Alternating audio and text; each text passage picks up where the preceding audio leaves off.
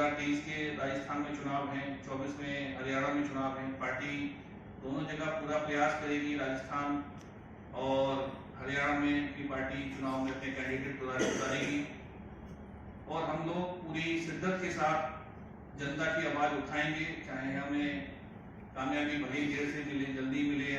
उद्देश्य यही है कि हम लोग जनता के जो अंतिम पंक्ति में लोग बैठे हुए हैं, हम अंतिम पंक्ति की आवाज बनके सरकार के सामने उनके मुद्दे उठाते रहेंगे। हम एक पूर्णतः एक विपक्ष की आवाज बनेंगे और जनता को साथ लेके चलेंगे। पार्टी 2019 में भले ही बनी हो, लेकिन पीछे हमारा जो बैकग्राउंड रहा है, सोशल बैकग्राउंड रहा है और जमीन पे बहुत काम किया है, तो जमीन पे बहुत कुछ देखा भी है। सबसे देखा जाए तो माननीय प्रधानमंत्री जी ने आज इतने देशों का दौरा किया, लेकिन आज हमारी शिक्षा की पॉलिसी जो है वो वर्ल्ड में कहीं भी नहीं आती। आज हर एक स्टेट अपना सिलेबस लागू करता है। आज हमारे जो एजुकेशन सिस्टम को केंद्रीय सरकार क्यों नहीं सुधारना चाहती, उसका जो सिलेबस का केंद्रीकरण क्यों नहीं करती कि भाई स्टेट कोई भी हो, सिलेबस सेंटर का ही चलेगा।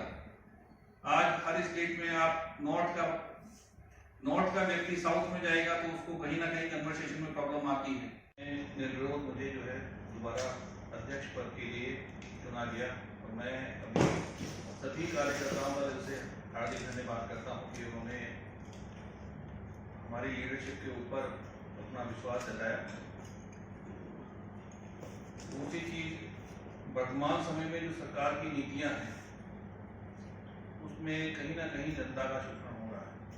जनता क्या है कि आज हमारे जो माननीय प्रधानमंत्री जी हैं, भाजपा का एक नारा था कि सबका साथ, सबका विकास और सबका विश्वास, तो वो कहीं ना कहीं पूरी तरीके से झूठ दिखाई पड़ता है, उसमें कहीं कोई सच्चाई नहीं दिखाई पड़ती। आज सरकार के मंत्री कहते हैं कि भाई हमने इतने लोन दे दिए, इतना ये कर दिया, और वो लोन को रोजगार से लेके जोड़ के जो दिखाया जाता है कि भाई इतने रोजगार हम लोग दे चुके। तो मेरा अपना निजी मानना है कि भाई हर बंदा व्यापार तो नहीं कर सकता, व्यापार करना इतना आसान नहीं है। लोन लेके अगर व्यापार, लोन की तो जैसे ही अगर मान लीजिए लोन लिया भी है और उसने बिजनेस स्टार्ट किया, क्या पता कितने लोगों के बिजनेस डूबे और वो कर्जदार और हो गया होगा। सरकार आए दिन जो सार्वजनिक संस्थान है, पब्लिक प्रॉपर्टी है, वो उसका निजीकरण करती जा रही है। उससे भी जो है कर्मचारियों का शोषण एक तरह से हो ही रहा है निजीकरण के माध्यम से। निजीकरण जो जहाँ ठेकेदारी प्रथा, बहुत जगह ठेकेदारी प्रथा स्टार्ट की है, तो उसमें जो बच्चों को जो सरकारी कहना चाहिए जो नौकरियां मिलती थी, उसमें एक फिक्स जो है सैलरी होती थी कि वो सैलरी का दायरा फिक्स हो रहा था। लेकिन आज जो ठेकेदारी प्रथा के तहत जो नौकरियों में जो लोगों को जो नौकरियां दी जा रही है ठेकेदारी प्रथा में, वो 7,000 जो 30,000 मिलती थी, वो बच्चे को 7,000 रुपये सैलरी दे रहे हैं। तो कहीं ना कहीं सीधा सीधा जो है ना पब्लिक का ही शोषण हो रहा है।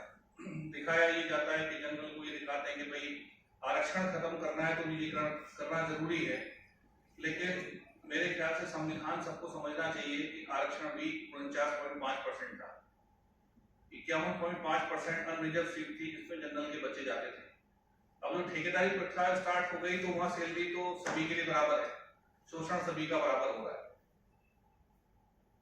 आज चाहे उत्तर प्रदेश में शिक्षा मित्रों की आए दिन आपको न्यूज मिलती होगी, आप मीडिया में हैं तो आप जानते ही होंगे कितने लोग आत्महत्याएं कर रहे हैं। मित्रों की जो पहले जो है 10,000 रुपये आज की डेट में सैलरी है, वो 10,000 में शिक्षा मित्र काम कर रहे हैं तो वो एलिजिबल है पढ़ाने के लिए, लेकिन उसको उनको परमानेंट नहीं किया जा सकता। मैं कह रहा हूँ आप परमानेंट ना भी करो, लेकिन उनका जो मानदेय इतना तो दो उनके घर का गुजारा हो, उनके अपने बच्चों को पढ़ा पाए। भाई आज आए दिन पैसे की कमी के कारण जो 10,000 रुपये सैलरी पे बंदा काम कर रहा है, उसका पूरा परिवार भी है, 10,000 में कम से कम 1 से 2,000 रुपया उसके कन्वेंस में भी खर्च हो जाता होगा, तो घर में क्या बचता 7-8 हज़ार रुपया। आज की महंगाई बढ़ती हुई महंगाई में 8,000 रुपये में घर तो चल नहीं सकता। सिंपल सा लॉजिक है, वो कैसे पूरा करते हैं वही लोग उस दर्द को अच्छा समझते होंगे।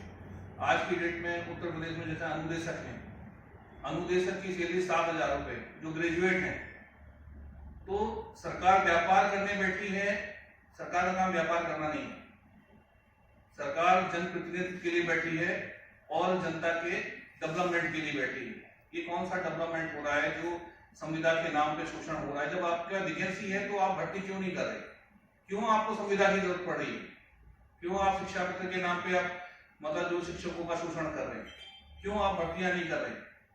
क्योंकि आप हरियाणा में ही खट्टर साहब ने नई मतलब सोच के लेके कि भाई सरकारी स्कूल में बच्चे पढ़ेंगे तो उनके जो है 500 रुपया वो सरकार को फीस जमा करनी पड़ेगी, और निजी स्कूलों में अगर वो बच्चे दाखिला लेंगे तो 1100 रुपए जो है सरकार उनको स्कॉलरशिप देगी।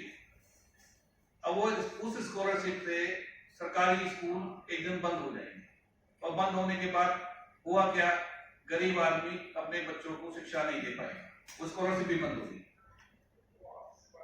कहीं ना कहीं मेरा मानना है कि सरकार की नीतियों के कारण जो दिखाया जा रहा है, क्योंकि चाहे मीडिया के माध्यम से हो, सोशल मीडिया के माध्यम से हो, कि हमारा देश बहुत आगे बढ़ रहा है, बहुत ज्यादा डेवलपमेंट कर रहा है, लेकिन महंगाई आए दिन बढ़ती जा रही है। चाहे पेट्रोल डीजल के रेट हो, चाहे रसोई गैस के रेट ये हो, बहुत सा रसोई गैस, अभी रसोई गैस का तो हाल ऐसा हो गया कि बहुत सारे लोगों ने अपने सिलेंडर तक रिफिल कराने बंद कर दिए। दूसरी चीज, आज विपक्ष जो है, विपक्ष को कमजोर करने की सरकार की पूरी कोशिश की जा रही है कि सरकार मतलब जो भी आवाज जो सरकार के खिलाफ बोले या जनता की आवाज उठाए उसको उठाओ और बंद कर दो। आज बिल्कुल इस तरह का जो माहौल, डर का माहौल मतलब क्रिएट किया जा रहा है, इस कहीं ना कहीं ये हमारे देश को कमजोरी करेगा, अच्छा तो नहीं करेगा। दूसरी चीज एक और है कि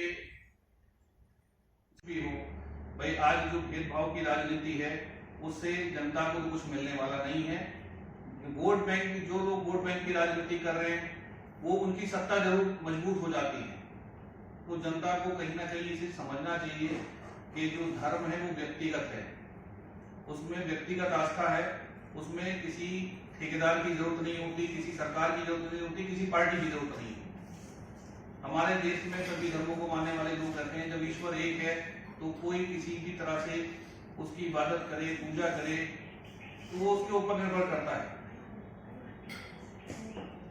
तो आज मीडिया, आज प्रेस कॉन्फ्रेंस करने का मेन मोटो यही है कि हमारी पार्टी का चुनाव 25 तारीख को शांतिपूर्ण ढंग से संपन्न हुआ और नई कार्यकारिणी की घोषणा भी कर दी गई है, और पार्टी पूरी निष्ठा और ईमानदारी के साथ जनता की आवाज बनकर जनता के मुद्दों को उठाती रहेगी, और हम लोग ईमानदारी से पूरी विपक्ष की भूमिका निभाते रहेंगे। सत्ता तो मगरूर होती है और विपक्ष ही जनता की आवाज होती है। आज 70% लोगों के लिए कहीं कुछ भी नहीं है। आज डेली जो है कोई ना कोई पॉलिसी सरकार अनाउंस करती है, पर जमीन पे कहीं नहीं दिखाई देती। पॉलिसियां भले ही कम अनाउंस हो, लेकिन अगर जमीन पे दिखाई दें, लोगों को वो लोगों तक जाए, अंतिम व्यक्ति पंक्ति में बैठे हुए व्यक्ति तक जाना चाहिए,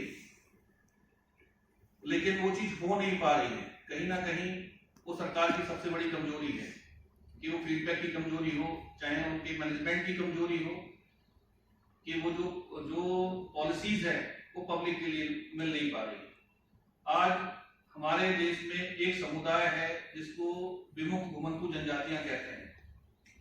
अगर कोई विकास में सबसे पिछड़े उस पर बैठा हुआ है तो उन जनजातियों के लोग हैं, जिनके पूर्वजों ने देश की आजादी में महत्वपूर्ण योगदान दिया, और जिन्होंने 1857 की क्रांति में उनका महत्वपूर्ण फाउंडेशन में उनका महत्वपूर्ण योगदान था, जिससे ब्रिटिश की सरकार जो पूरी बौखला गई, और उन्होंने 12 अक्टूबर 1871 में वो जो आदिवासी कबीले थे उनके ऊपर क्रिमिनल ट्राइब्स एक्ट लगा दिया, और वो समय पे वो क्रिमिनल ट्राइब्स एक्ट और मतलब मजबूत करते रहे, और 12 साल के बच्चे तक पे वो क्रिमिनल ट्राइब्स एक्ट लागू था। हमारा देश 15 अगस्त 1947 को आजाद हुआ।